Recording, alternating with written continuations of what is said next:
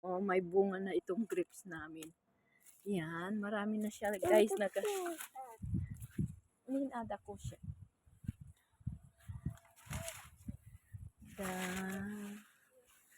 Oh, yan guys, marami na siyang bunga. Pero itong grapes na to guys, hindi siya pwedeng kainin kasi sobrang asim. Ginagawa lang ito na wine. Yan. Yan na guys, oh. Yan. Ito, oh. Oh, ang dami. Ang dami ng bunga.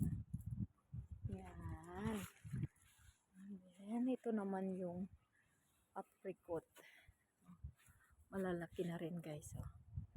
Oh, yan yung apricot namin. Yan, ang dami. Ang dami.